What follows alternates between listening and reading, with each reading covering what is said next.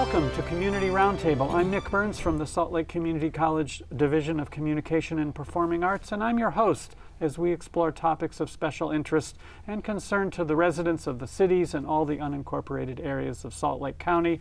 And we feel these are topics that are equally important to the general public throughout all the state of Utah. And today on Community Roundtable, it's the 2016 Utah Legislative Session wrap-up. It's recently closed up on the Hill, and from today on the show, we've got folks to talk about the parse the session, to champion their own bills, and I want to talk about some of the biggies, the death penalty, medical marijuana, and the coal export bill, and more. Joining us, she represents District 23 on the northwest side. Thank you for joining us, Sandra Hollins. Oh, thank you for the invite. And you're new to the Hill, and I want to ask about that as well. Yes, I am. I was elected in 2014, so 2015 was my first session. This was my second session up there, and it's been an enjoyable experience. Very good. Also with us today, Senator Wayne Harper, District 6. You're down in sort of the Taylorsville, middle of things area. Taylorsville and West Jordan, yes. Okay, very good, and thank you for being here.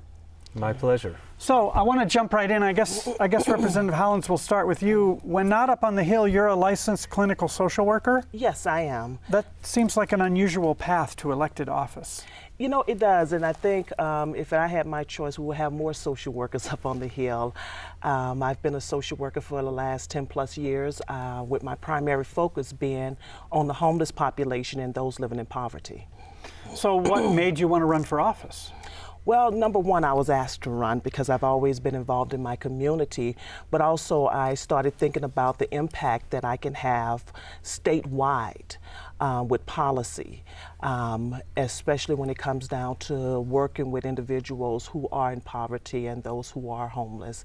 I felt that I can have a broader impact. Okay, so let me ask specifically, you ran a bill, HB 460, which passed. Yes. This concerns law enforcement officers. We call them resource officers, basically police in the school. Yes. This was supported by Voices for Utah Children. Many other people supported this bill. Tell me what you were about with HB 460.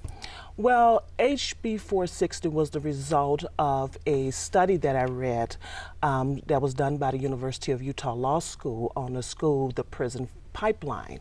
When I started reading that report and started seeing the number of students who have disability and students from different cultural backgrounds that was impacted, I knew I had to do something about it. And so what this bill do is it just says that our student resource officers would need to have cultural training and training with working with our students with disabilities. And so the goal is to separate criminal behavior from what is considered typical teenage behavior, and to be able to stop that school to prison pipeline that's going on. So do you see your bill as a part of the larger criminal justice reform effort that's going on in Utah and elsewhere? Absolutely. We cannot have a conversation about prison reform without looking at our educational system. All of that has to be a package. And again, statistically, nationwide, there's a racial component to this as well, right? Students of color, yes, for the same offense will get expelled, yes, whereas a white suburban student will get, suspended. Yes, and when you look in the state of Utah, you would notice that Native American students are disproportionately disciplined over other students also. Was this a hard sell to get this bill passed? You know what, it was not. A lot of people understood the reasoning behind the bill. I spoke to student resource officers, I spoke to educators, I spoke to law enforcement, and a lot of people came to the table and discussed this bill. The ACLU was involved in it. The people from the Republican Party was involved in it. So a lot of people came to the table and felt really good about this bill. Good. Well, congratulations. Thank you. I mean, every small step. Senator Harper, bring you in here. When you're not up on the Hill, you actually work for the city of Taylorsville. I do. I'm their economic development director. So does everybody want to bend your ear because you're going to make everything perfect up on the Hill for Taylorsville?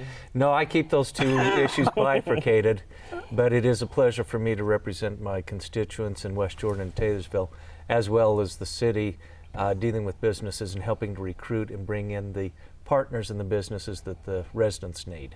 I mean, Taylorsville, I'm guessing, is pretty well built out. I mean, wouldn't think you'd have a lot of land left for, huge business industrial. You're absolutely correct on that. And we're proud to have the headquarters of Salt Lake Community College in Taylorsville. Very good. Great place. But it is a bedroom community.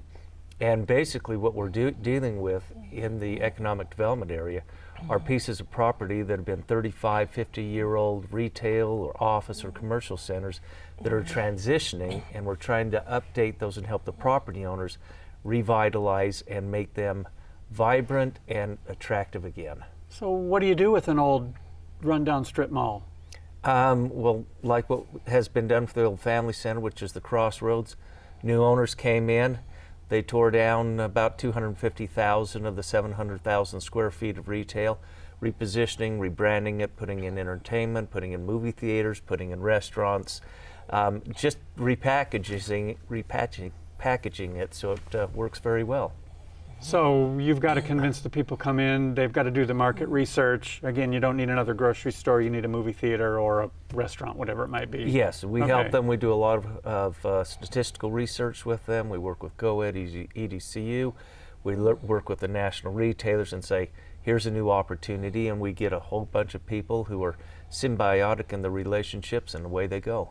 So development in your neighborhood, your area, must be very different than what Representative Hollins has going on sort of more in the Northwest. I mean, even though you're both up on the Hill, I would think you might be kind of working towards different things when it comes to development. Yeah, we don't have any residential development, and there's not much in her area as well.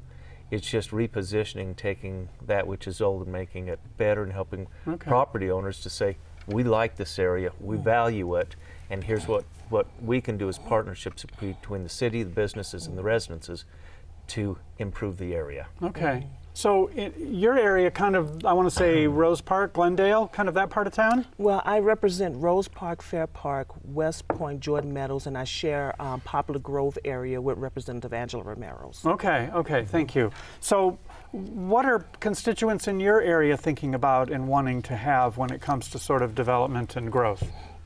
You know, in my area, what I'm hearing is that they would like to see some retail development in my area.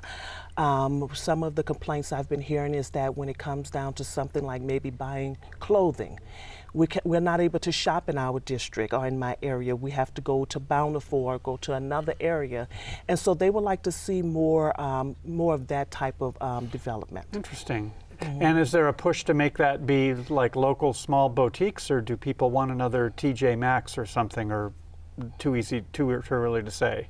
You know, at this point, it's too early to say, but I have to say that I have a lot of mom and pop restaurants in my district, and a lot of little shops in my district, and a lot of people who live in my district who own those businesses. And so I can see that the push would be to have to continue that type of business in my district. Okay, very good. When we come back, I want to talk about the new Salt Lake Community College building, which of course is in your district. And Senator Harper, you were instrumental, I think, in pushing that through. And everybody's really excited about that. When we come back, we'll have more Community Roundtable, and we will talk specifically about the new Salt Lake Community College West Point CTE Center. Keep it tuned. We'll be right back.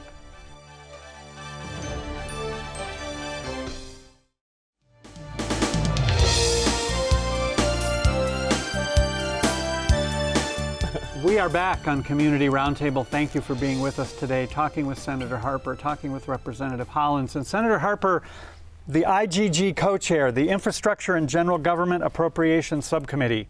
It's a mouthful, but that's a critical committee up on the Hill. It really is. It's the one where we take a look at just the general administrative services, all the support functions of government.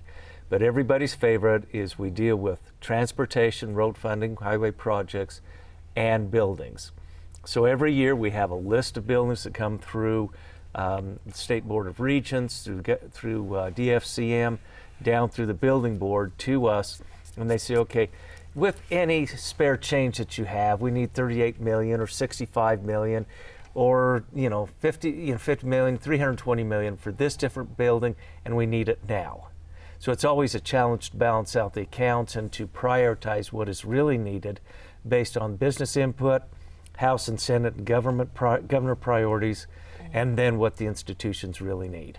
And this is all state buildings, so we're not only talking about the U wants a building or Salt Lake Community College wants a building, but this could be anything for the state, right? It's anything. It's from salt sheds at UDOT, storage sheds, to Department of Agriculture needs a new building, state crime labs, things of that nature, clear up to U-Star buildings, new medical building, clinic buildings up at the University of Utah, science buildings down at SUU or Dixie. They're all over the state. And it's always a need, not a want, right? Absolutely. Yeah, of course. But this is some heavy hitters. I mean, your co-chair from the House, Representative Flores, Senator Hilliard, Senator Maine, Representative King. I mean, you're in a high spot there, co-chairing this. It is really fun because everybody has their constituency, and it's where everybody comes through and says, yes, I really need this. And on the Republican side, we say we're very fiscally conservative, but I really need this building for my constituency, for my district. So, keeps your campaign coffers full? No, I don't. Higher ed doesn't, or the state government, they don't contribute. See? But it's really going through and evaluating what the priorities are. I mean, Representative Frower and I go through and travel the state, visit with all the institutions, all the state agencies, and really get a feel of what is needed out there and why changes or new buildings need to be made. Yeah, and I want to make that distinction that what you do isn't where a bunch of realtors come to you and can just give you a campaign contribution and say we need an XYZ. This is state-owned state buildings, right? That is correct. Okay. Yes. So that said, Salt Lake Community College was up at the top of the list, and we've now got this new West Point Center. I want to say $42 million? Yes. Pretty close? So tell me why you think this was important and why it came to the top and you supported it. Well, that's been my number one priority for 3 years. I thought I had it funded.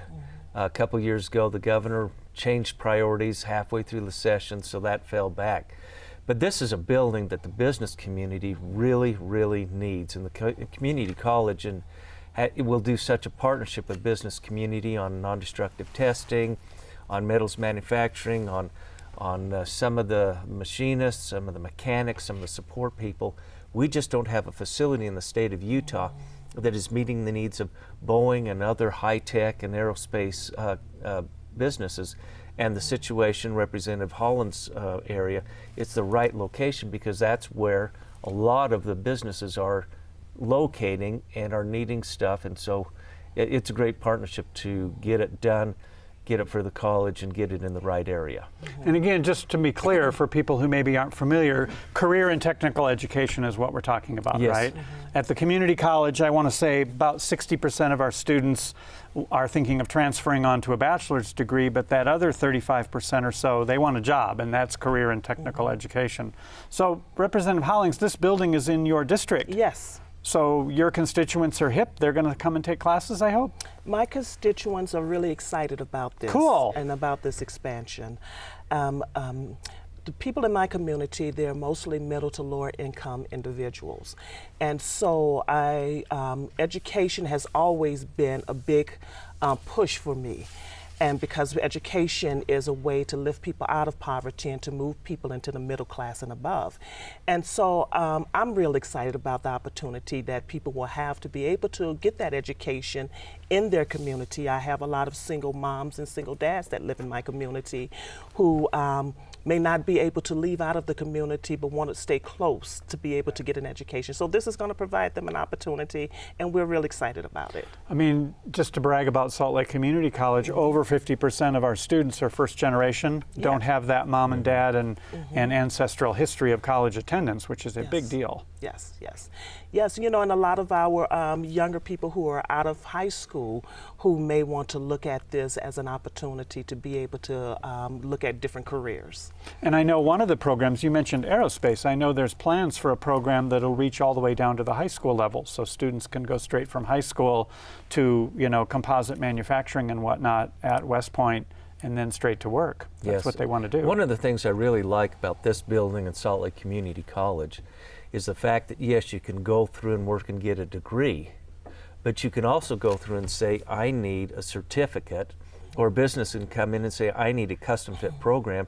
You guys create that for them, And you may have, in 6 weeks or in 4 months, you may have that person completely trained to go through and do a specific job that is really needed now. And that benefits Representative Hollins' districts, constituents, and everybody in the state. Yeah, exactly. Well, and just speaking as an educator, somebody gets a certificate, then they take a couple more classes, and it's like, gee, another semester and you could have a degree, and Yes. right? I mean, so how do you think education fared overall in the session? I mean, totally fun to talk about a new building, but in K through 12, we look at 8, 9, 10,000 new students every year. There's always this general push for how much more money education doesn't get or does get, and I wonder how you each think education fared overall for funding.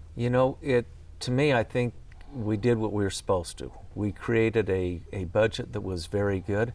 We fully funded new student growth at $90 million. We did a 3% increase in the weighted pupil unit. We put in specific money for technology and some other programs. I would love to do more, but we frankly ran out of money. But I think we more responsibly this year took care of the programs and the things that needed to be done with the money that was available.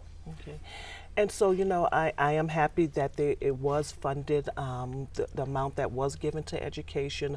I'm one of them that always believe that we can never put too much money or time or energy into our educational system, especially when it comes down to preschool and those after-school programs which benefit my community the most.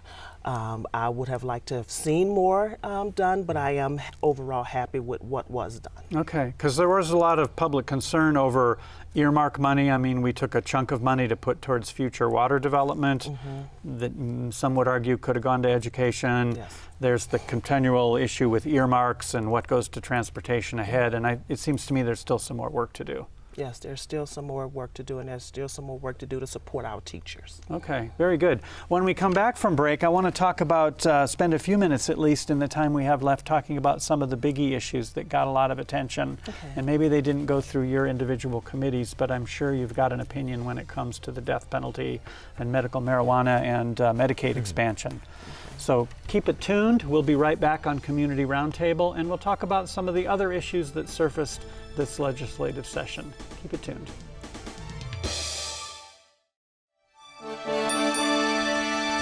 We are back on Community Roundtable, talking with Representative Hollins, talking with Senator Harper about the legislative session.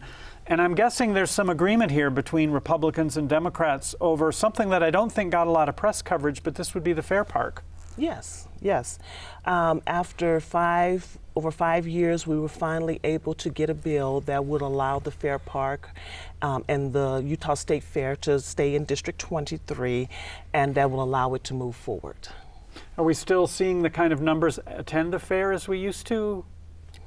Generally, the attendance goes up every year. Okay.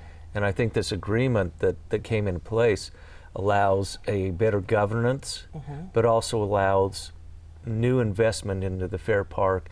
It will extend the lease on it. It will take more of the politics out of it and let the people operate it as it should be operating now. So I think it's a good step forward. Oh, good. I mean, if you want a state fair, we ought to have a state fair, but I know this has been something up on the Hill for years. Yes. Yes, it has been something that we've been looking at for years, and that Okay. District 23 has been fighting for years. So a couple other things to ask about. It seems like this legislative session, at least speaking personally, some real help for the homeless. Yes. Working with the homeless population has been a subject of concern for the last year, and people have been really concerned with how do we provide better services. And so this year we were able to get more funding to start looking at providing more shelter and more services to the homeless population instead of concentrating it all in one area. I mean, Utah has some national recognition for the Housing First movement, right? Yes, they And do. that's pretty cool, actually. They do. It has been proven that if you get people into housing first, then you can work on all the other challenges or barriers. But until a person is feeling secure in housing, they're not going to want to talk about anything else. Yeah, it seems backwards. It used to be, got to get the treatment and then we'll give you a house. Yes. So Medicaid expansion, can I even call it that? You can call it a step forward. Okay. You know, basically there was a small amount of people within the donut hole. We didn't get the over 100,000 people within the donut hole, but you know, the Senate has passed bills the last 2 years and they've died in the House. So we took what came out of the House and passed it, and we're grateful that at least something was taken care of, and we're going to move forward in the next couple of years to really address the people who are still not covered. So why do you think such a big split between the Senate and the House? I don't normally tend to see that in Utah. That's a really good question on this issue. There's just a lot of philosophical differences. There's a lot of different information that people were relying on. And there's always the fear of you get the program going, and then what happens when the federal match goes away? Instead of paying, you know, $30 or $40 million, we're $100 million or $150 million. What programs do we have to cut to cover that? Of course, we're paying for the health care anyway. We're paying for it. It's just shifting things around. So, speaking of funding, we did see this huge water bill. A lot of money, I want to say, earmarked towards future water. And I wonder what you each thought of that approach to whether it's Bear River or the pipeline down south. There's a lot of consternation, I think, for folks that, you know, we're spending money on water that might not even be there in 20 years. Okay. I'll defer to you. Yeah. I wasn't really. Yeah, there's Senate Bill 80 dealt a lot with that, and it's based on the concept that we over the years have received a lot of federal funds to go through and build dams and reservoirs and pipelines and aqueducts. That money's dried up, for lack of a better term, and it's not going to be there. So how are we going to repair all this infrastructure in the next 20 to 30 years that we know will have to be replaced? The concern is that you took money out of transportation, and you took money potentially out of education, general fund that could have been put into education, for water. You know, if you don't have water, you've got a real problem. But the question is it the right thing to do? And do we really need to go through and work towards the Lake Powell pipeline or the Bear River project? Are they needed? How much can we cover with conservation? How much can we cover with other supplies? You know, we've got water that's in the CUP project that we aren't using right now, and there's a desire to take that. It's the allocation that's been there for decades. There's a lot of issues with it, and I don't think we're done with that topic. Because there is some thought that, yeah, you can build a pipeline, but there won't even be water to put in the pipeline. I mean, the Southwest, we are drying up, and maybe we'd be better used our money on conservation, as you just said. I mean, I think that's maybe what you'll have to revisit, sounds Yes. like. Okay. I wonder about, I guess it's the great big elephant in the room, which would be Senate Bill 115, STEP, the Sustainable Transportation and Energy Planned Act, which to many people just gives Rocky Mountain Power a way to circumvent the Public Utilities Commission. And I wonder what you thought about the support that bill, how it went away and then magically came back. I must say I was disappointed in the way that bill was handled, because we decided to vote it down, and then we come back from dinner and then all of a sudden the bill is alive again. Overwhelmingly, our constituents said that they did not support this bill, and I was disappointed that we did not listen in the House, that we did not listen to our constituents on the bill. How about for your constituents in Taylorsville You know, area? that has been a great concern to me, that bill was. It came to our Transportation Public Utilities Committee, on which I sat. There was a lot of public comment, a lot of testimony. I was the only senator that voted against it. And then I spent a vast chunk of my time on the session working with all the stakeholders trying to fix the bill. By the time it left the Senate, it was in a position that, you know, it still gave you indigestion, but the opposition from the business community, the opposition from Kennecott and other stakeholders, they had become neutral on the bill. The problem with it was it was an automatic rate increase, and it bypassed the PSC on certain areas. And certain times, you know, you set the policy by the state, and then you allow the agencies or the appointed commissions to take care of it. I think we'd taken too much from the PSC. It also had a challenge to the solar industry. We got most of that taken care of. I did a couple more amendments on that on the floor of the Senate, passed over to the House, And fortunately, the House took out every reference to the solar industry, made a couple other statements. So what used to be 11 shalls and mandates to the PSC, I think 6 or 7 of those shalls became mays, and it became a much better bill. My favorite thing about it is that it's a 3-year program now. We're going to see how it runs, and if it's bad, it goes away automatically in 3 years. I know many people will be cheering that on, right? Yeah. Okay. Real quickly, we've only got about a minute left. Anybody want to jump in and make a prediction about president in the fall? Oh boy! You know what? I think it's going to be. I think it's going to be a Democrat. Okay. Speaking Let as me one, say that. yes. Speaking as one, it's going to be a Democrat. But whether it's Hillary or Bernie, I think it's going to be a close race. Okay. What do you think? On the Republican side, it's going to be free for all, as it's been already. You've got a lot of finger pointing. You've got a lot of alliances that are shifting back and forth. I'm not going to state who it's going to be. I think right now the indication and the route is for Trump. But I don't think either he or Cruz will have enough votes to go through and make it through the first round in the convention. So the convention's going to be crazy. It will be frantic. Ah. Yes. So come back again next year. We'll talk about this some more.